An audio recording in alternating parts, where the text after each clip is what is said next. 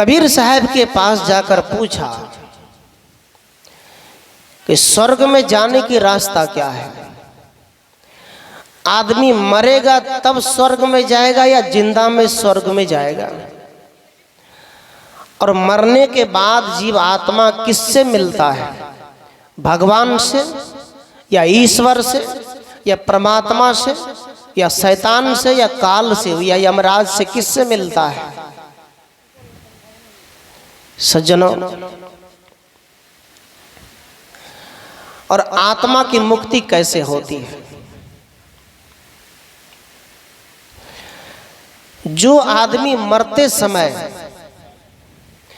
झगड़े को याद करता है, संसार को याद करता है, जमीन जायदाद को याद करता है, वो आत्मा फिर से भटकता है। और जो आत्मा मरते समय किसी गुरु को याद करता है, एक मंत्र को याद करता है, अच्छी ज्ञान चर्चा को याद करता है, वही आत्मा की मुक्ति होती है। सज्जनों, तो कबीर साहब से पूछा कि आदमी के जीवन में जो काल है, जो जाल है, उसका नाश कैसे होगा? तो साहब ने कहा, गुरु के सुमरन मात्र से नासत विघ्न अनंत, ताते सर्वारंभ में ध्यावत है सब संत। कहा, गुरु का सुमरन करने से सब काल जाल का नाश हो जाता है। गुरु का सुमरन, गुरु का सच्चा ध्यान करने से, गुरु का सच्चा सौदा करने से, गुरु के ज्ञान की कमाई करने से कहा जाता है कि आदमी के जीवन में आंतरिक सुधार और बाहरी सुधार दोनों होता है। तीर्थ में गया लेकिन सत्संग में नहीं गया, जीवन में फल नहीं मिला।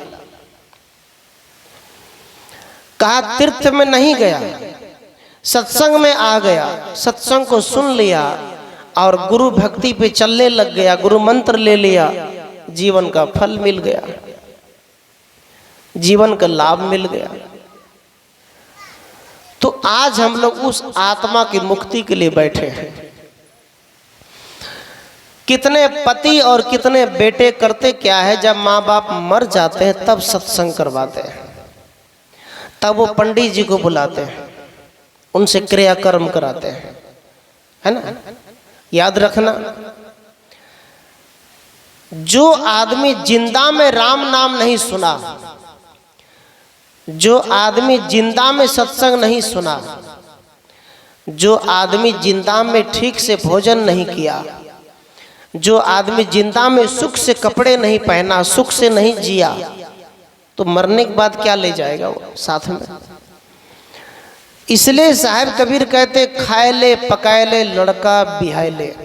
का खा लो, पका लो और लड़के लड़की की शादी कर लो। चलती बेरिया रे मना संग न चले छेदान। कहा, चलते समय कुछ साथ नहीं जाएगा, इसलिए खा पी लो, मौज मस्ती कर लो। जो खाओगे वही तुम्हारे जीवन में लगेगा, जमा करोगे तो दूसरों का हो जाएगा। जमा भी जरूरी है, जमा करो, लेकिन उनके साथ साथ भक्ति करो, सत्संग करो, साधना करो, गुरु ज्ञान को मस्तक में लगाओ। सज्जनों, तो बड़ी सौभाग्य की बात है कि इस द्वार पे एक जीवित माँ के कान में सत्संग सुना रहे हैं, जीवित माँ के कान में। और आप लोग भी जिंदा में सत्संग सुनो। मरने के बाद आप 50 लाख रुपए खर्च कर दो, भोज कर दो, उनके नाम पे भंडारा कर दो, उस आत्मा को कुछ नहीं मिलेगा। मिलेगा? अभी फुलमतिया देवी जिंदा है, अभी वो सुन रही है सत्संग की बात कान में। अभी उसे एक चम्मच पानी पिलाओगे तो पी लेंगे, एक चम्मच दूध पिलाओगे तो पी लेंगे। अभी उसे कोई कपड़ा नया पहना दोगे तो पहन लेंगे, चप्पल पहना दोगे तो पहन लेंगे, लेकिन याद रखना ये जिंदा में होगा।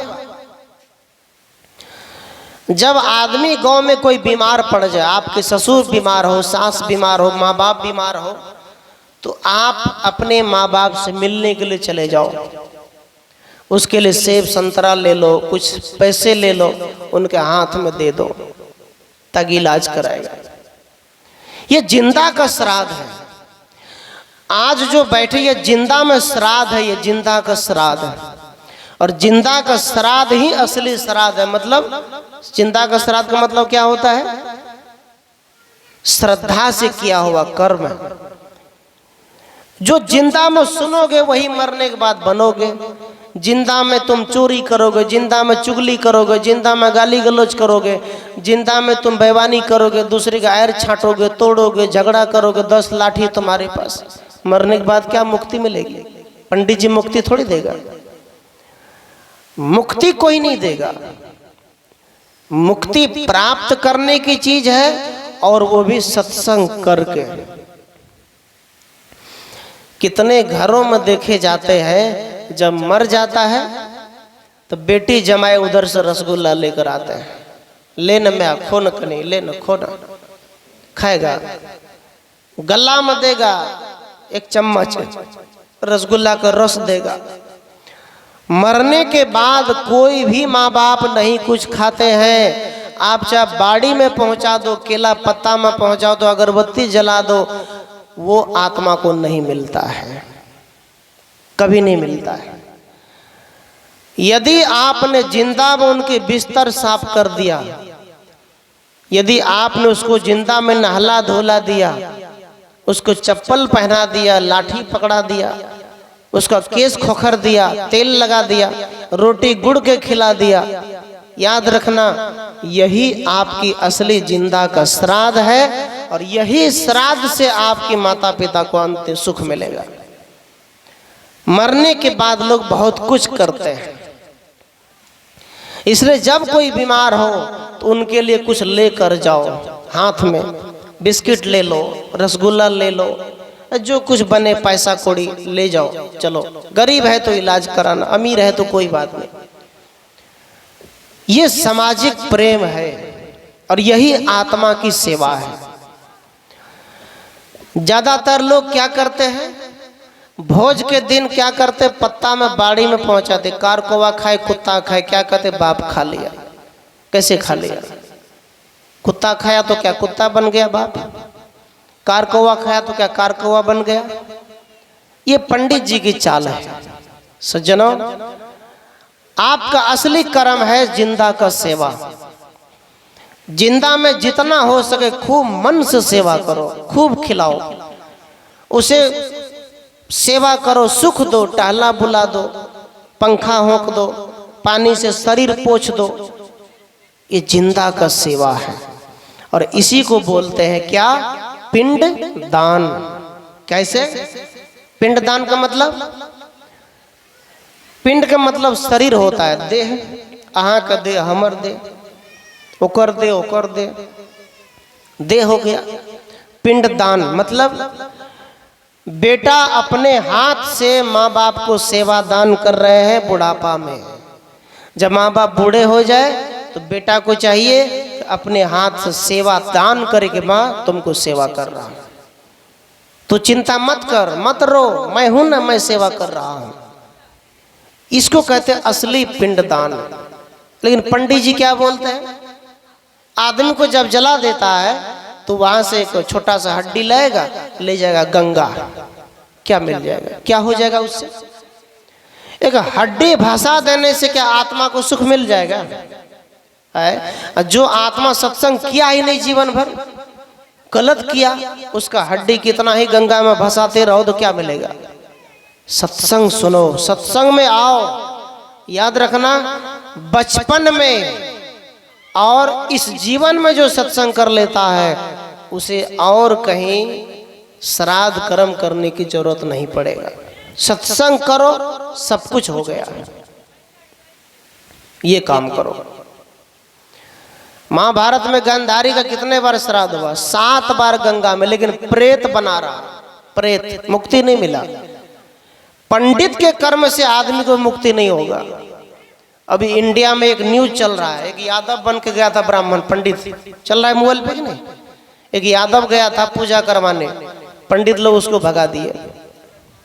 सज्जनों, मुक्ति कोई देता नहीं है, मुक्ति प्राप्त किया जाता है। मुक्ति का मतलब क्या होता है? मुक्ति किसको कहते हैं, है ना? मुक्ति कहा जाता है छूटना, छूट जाना। कैसे? जैसे कोई आदमी खैनी बहुत खाता है, दिन में कई बार खाता है, आदत खराब है, थूकता रहता है, कहीं फेंक देता है। अब वो सत्संग में गया, सत्संग को सुना, उसने खैनी छोड़ दिया, गई बेकार चीज है, इसको नहीं खाएंगे। पान खाएंगे, पान पत्ता होता है, उसमें विटामिन होती है, वो सब खा लेंगे, सौंफ खा लेंगे, खैनी नहीं खाएंगे।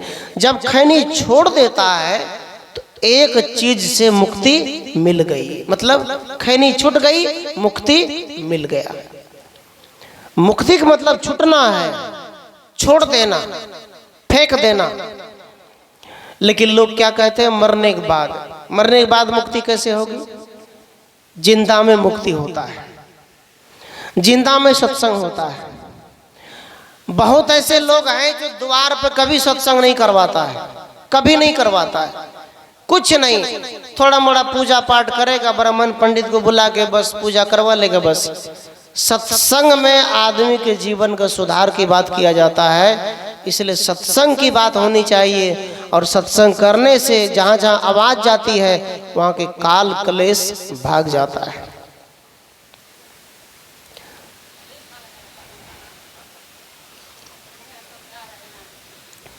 इसलिए याद रखना, सत्संग जरूर सुनना और जिंदा में सुनना।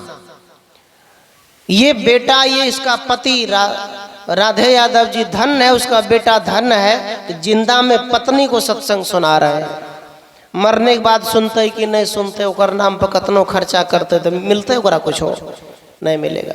अभी दूध पिला लो, अभी खिला पिला लो, अभी कपड़े पहना लो, अभी पैर दबा दो, फिर वो माँ नहीं मिलेगी, वो पिता नहीं मिलेंगे। अभी सेवा करो।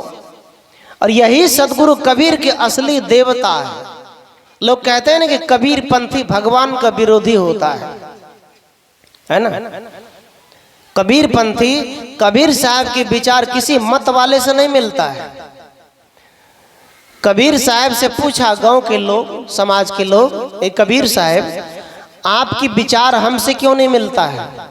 आप रामायण को भी अलग लेकर चलते, भागवत गीता वेद शास्त्र भी नहीं मानते, आपके विचार क्यों नहीं मिलता है? तो कबीर साहब ने कहा, तू कहता कागज की लेखी, मैं कहता आखन की देखी।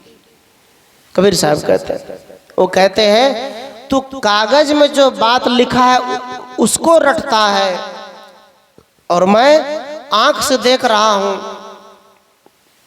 कि आदमी ही प्रसाद चढ़ाता है, आदमी ही खाता है, आदमी ही सब कुछ करता है, आदमी ही दुख पाता है, दूसरा तो कोई नहीं है।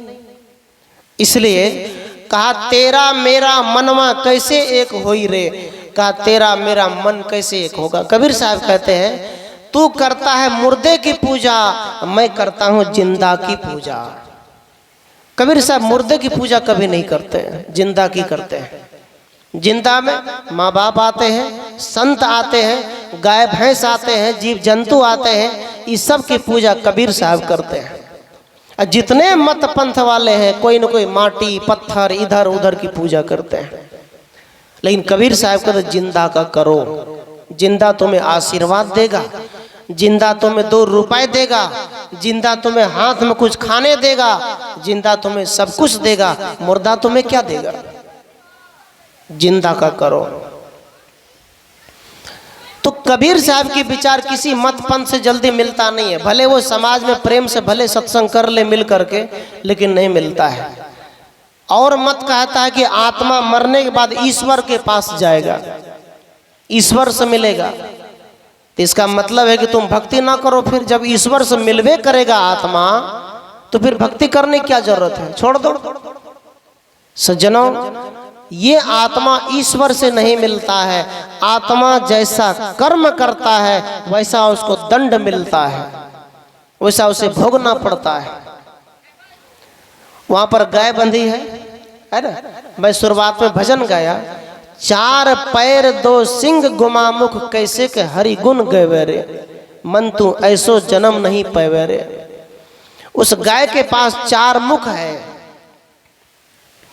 4 पैर है, गूंगा है। 4 पैर 1 मुख है, वो गूंगा है, वो डिड़िया सकते, बोल नहीं सकता। यदि वो गाय धूप में खड़ी है, प्यास लगी है, तो मालिक को देख करके डिड़िया सकते हैं, आवाज मार सकते हैं, लेकिन बोल तो नहीं सकता कि मुझे पानी दो। कह सके चाहे नहीं कह सकते। लेकिन आदमी कहते पानी दे, खाइल दे, कपड़ा दे, लत्ता दे, पैसा दे, कहते कि नहीं, जीव नहीं बोलेगा। इसलिए कबीर साहब कहते 4 पैर 2 सिंह गुमा मुख, कैसे का हरि गुण गवे रे। गाय भैंस से कहते हैं तुम हरि का गुणगान कैसे करेगा, क्योंकि तुम्हारे पास तो मुख है लेकिन भजन करने वाला मुख नहीं है, तुम्हारे पास कुछ नहीं है। इसलिए कहा साधन दाम मोक्ष कर द्वारा, पायन से परलोक सवारा। कहते हैं साधना की द्वार केवल मनुष्य है, मनुष्य ही साधना कर सकता है। कबीर साहब की भजन में है, कहे कबीर सुनो भाई साधो, हर भजन में उसका पंक्ति में कहे कबीर सुनो भाई साधो। क्यों है, कहे कबीर साधो क्यों है? एकर मतलब है कि कबीर साहब साधु को कह रहल छे, ऐसा बात नहीं।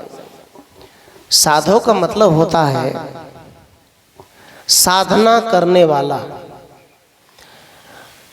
स्त्री जलानी भी साधना कर सकते हैं, महिला भी साधना कर सकते हैं, पुरुष भी साधना कर सकते हैं। जो साधता है वही साधु है, और वो सब है। आपने गांजा पिया तो आप गांजा छोड़ भी सकते हैं, वो साधना है आपके पास। आपने दारू पिया आप छोड़ भी सकते हैं, क्योंकि आप साधने वाला मनुष्य हैं। इसलिए साधना की काम मनुष्य कर सकता है, साधन धाम इसी मनुष्य में साधना कर सकता है। कुत्ता बिल्ली भेड़ गधा ये साधना कभी नहीं कर सकता, उनके पास कोई शक्ति नहीं साधना की। हम लोग कर सकते हैं, हम लोग भजन कर सकते हैं। यदि आदमी जीवन भर कभी सत्संग ना करे तो कैसे कल्याण होगा? कितने लोग सत्संग में क्यों नहीं आते हैं? वो सोचते हैं कि हम सत्संग नहीं करेंगे, लेकिन जब मरेंगे तो हमारे गांव के बाप दादा पंडित जी को बुलाएंगे, मंत्र पढ़ेंगे, हमारी मुक्ति हो जाएगी। कैसे होगा? नहीं हो सकता है। सत्संग की मंत्र जब कान में जाएगा तभी मुक्ति होगी। सत्संग सत्य को बताता है, सत्संग सत्य को दिखाता है। साहिब कबीर कहते हैं साच बराबर तप नहीं, झूठ बराबर पाप, जाके हृदय साच है ताके हृदय आप। साहिब कहते हैं साधना क्या है? साधना ककरा कहे छे? बोलियो यहाँ से। साधना कते हेते जाकर मंदिर में, साधना गंगा घाट पे, किसी यमुना में, अयोध्या जाके, हरिद्वार जाके? नहीं, वो साधना नहीं है। आपने तिलक चंदन किया, लोटा कमंडल ले लिया और चल दिया हरिद्वार, वो साधना नहीं है। कबीर साहब को तो साधना क्या है फिर बताओ? तो कबीर साहब कहते हैं सांच बराबर तप नहीं। कहा तुम कहीं भी चले जाओ, कोई पूजा पाठ करो, कितना ही बड़ा सत्संगी हो जाओ, जब तक तुम्हारे जीवन में सच्चाई नहीं उतरेगा तब तक साधना नहीं होगी। सच्चाई साधना है, सच्चाई साधना है। और सच क्या है? आत्मा राम। आत्मा राम ही सच है। जो राजा दशरथ के पुत्र के अंदर थे राम, वो सच था, उसका शरीर सच नहीं था। कबीर साहब का शरीर सच नहीं था, कबीर साहब के अंदर जो राम थे वो सच था। आपके अंदर जो राम है वो सच है, और फुलमतिया देवी जो वहां लेटी हुई है अंदर में, जो आप लोग देखने जाते हैं, उनके अंदर जो अभी आत्मा सांस चल रही है ना, वो सच है। मान लीजिए वो सांस रुक गई तो उसका देह, हाथ, आंख, नाक, कान सब झूठा। फिर सब लोग क्या करेंगे? उठाओ रे, लकड़ी काटो रे, जलाओ रे। क्यों जला रहे? सच क्या है? सच कौन था? के सच रहे बोलिए? अभी जो सुतल छे ओकर देह में के छे जे उ सुतल छे? है के बास करे छे ओकर देह में? आत्मा। आत्मा है ना, आत्मा राम। तो रिश्ता किससे है? आत्मा से, है ना।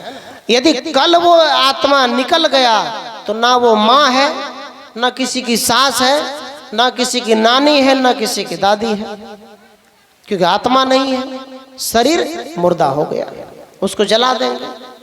अभी आत्मा है तो अभी दादी है, नानी है, पति है, पत्नी है, आत्मा है। आत्मा निकल गया तो कोई नहीं है।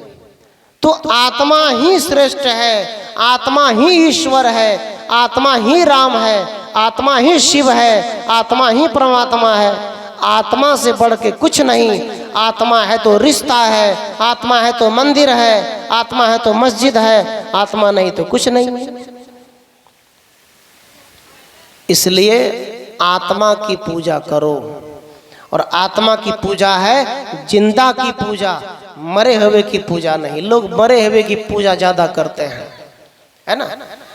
बरसात मनाए महिला सब, अब बरसात में बोर गाछी में धागा लपटे खूब, है ना। नया नया जिसका शादी होता है दुल्हन का, वो जब ज्यादा करते हैं, धागा खूब लपटे।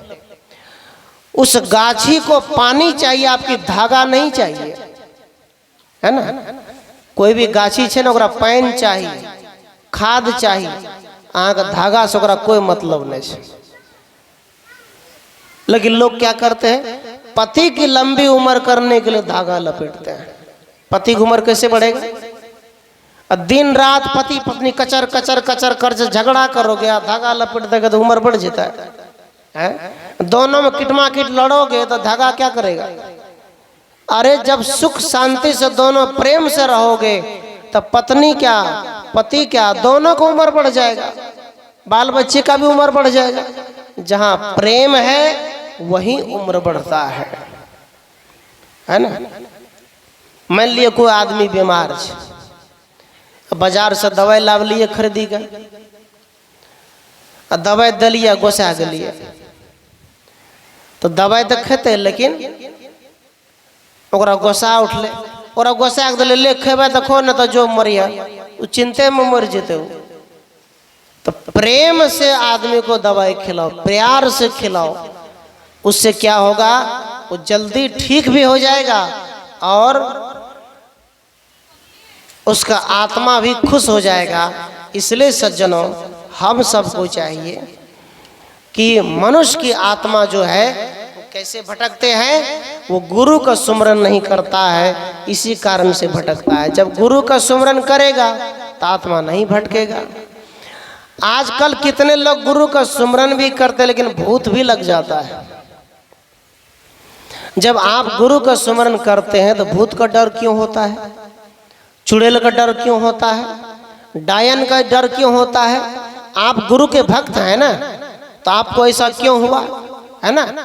मतलब गुरु का पूजा भी करेंगे लेकिन डरेंगे।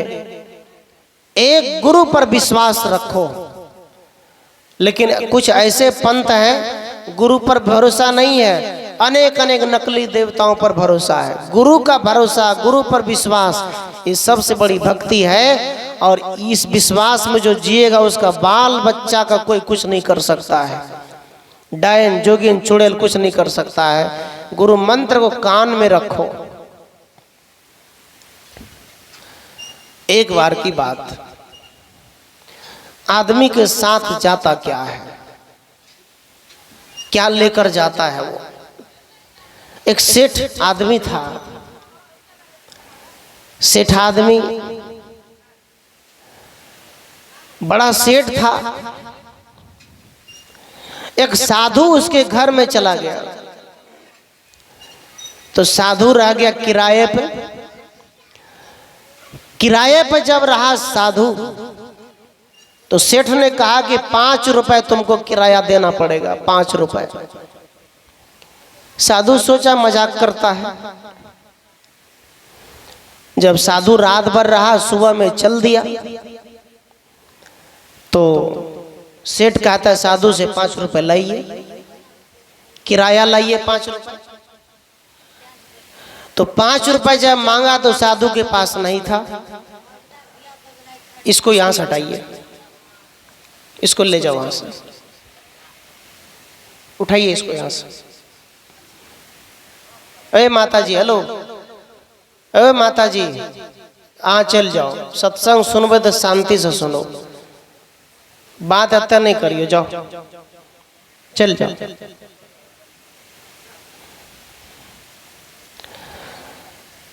तो सेठ साधु को तंग किया कि मुझे 5 रुपए दीजिए, आपका किराया बनता है। साधु को जाने नहीं दिया। साधु ने झोली में हाथ दिया तो एक सुई निकला, सुई दिया सेठ के हाथ में, कहा सेठ जी यही आप रख लीजिए, मेरे पास पैसा नहीं है, ये सुइया आप ले लीजिए, पैसा के बदले में सुइया आपको देता हूं, कपड़ा सीने वाला सुइया। सेठ कहता कि सुइया हम क्या करेंगे, मेरे घर में ढेरी के सुइया है, पैसा लो 5 रुपया। तो साधु ने कहा ये सुई नहीं है, ये सुई नहीं है, ये मुक्ति का टिकट है। जब तुम मरोगे, जब स्वर्ग के दरवाजे पर आओगे, तो वहां मैं खड़ा रहूंगा, तुम मुझे सुई दिखा देना, तब समझेंगे वही सेठ है, तब तुमको हम स्वर्ग में भेज देंगे। ऐसा करके सेठ वहां से, किसी साधु वहां से भागा, छुटकारा मिला। साधु वहां से भागा तो सेठ जी सुइया लेकर गया पत्नी के पास का। पत्नी बड़ा खुश, पत्नी सत्संगी रहे, पत्नी सत्संग में जाती थी। लेकिन इसी बीच में क्या हुआ, पत्नी ने सेठ से कहा कि अहाँ खुश किया छिए की बात छिए। कहा तू तो इतने दिन सत्संग में गल, आय तक तोरा मुक्ति के स्वर्ग का टिकट मिल रहा। कल के ना, कल के हे तो काम लाभ लिए, सुइया दल के पत्नी के हाथ में। पत्नी कहती ये क्या है, ये तो सुई है, कपड़ा सीने वाला, ये मुक्ति का स्वर्ग का टिकट थोड़ी है। कहा नहीं नहीं, जब हम मर जाएंगे, मर के जब हम जाएंगे ऊपर में स्वर्ग और नरक के पास, यमराज के पास, तो टिकट है मुक्ति का, यमराज को दिखा देंगे, यमराज हमको स्वर्ग में भेज देगा। पत्नी कहती है सेठ से, कहे सेठ, सेठ तो बन गला लेकिन तोरा दिमाग नहीं छ। कल के केना, कल के सुइया तू अपन जेब में रख के जेबा, जब तू मर जेबा, तब जब तोर बेटा देह में आग लगे था, तो तोर कपड़ो जर जेता, तोर जवा जल जेता, तो सुइया यतन जर जेता, तो तोर साथ जेता सुइया। तो सेठ का दिमाग खुल गल कि हम बात तो सही है, कहे देहो जल जेते, सुइया जे जवा में रखबो कपड़ो जल जेते, तो सुइया तो लकड़िए में जर जेते, तो फिर जाएगा कैसे ऊपर स्वर्ग में। तब पत्नी कहे तोरा महात्मा ठेक ललक, जा जा पकड़ के लावा, 5 टका ला, सुइया घुमा दिया जा। साधु को खोजा, साधु को खोजते खोजते जब गया, साधु मिला। कहा साधु साहेब आप दुनिया के लोग को ठगते हैं। कहा क्या हुआ। कल कई सुइया हमार संग में कहियो जेते मरबे त हमें देह में आग लगते, कपड़ा जरते, सुइया जरते। तो साधु कहते हैं आधा ज्ञान तुमको हो गया, आधा और बाकी है। कहा कैसे। कहा एक बात बताओ, जब सुइया तुम्हारे पास नहीं जाएगा स्वर्ग में, तो जो 5 रुपए खाते जो तू हमारा परेशान क्या रहल छ, उ जेतो तोरा साथ में। बोला तब सेठ कहे ना, सुइया 5 रुपए भी नहीं जाएगा। तब का महाराज जी अब मुझे ज्ञान हो गया, इस दुनिया में कुछ भी साथ नहीं जाएगा। बस उस दिन से सेठ सत्संग में जुड़ गया, बढ़िया बढ़िया सत्संग जहाँ जहाँ होता था प्रसाद भेज देता था। जो साधु आते तो वहाँ दान कर देते थे, उनको कुछ चढ़ा देते थे। जो पैसा खैनी में लगाता था, गलत तरीके से लगाता था, वो पैसा साधु को चढ़ा देते। एक दिन सेठ जी सुधर गया और पति पत्नी दोनों मिलकर सत्संग में जाने लग गया। सज्जनों, याद रखना, सत्संग करना है, सत्संग में जाना है तो बस यही एक काम करो। सज्जनों, हर आदमी सत्संगी बनो।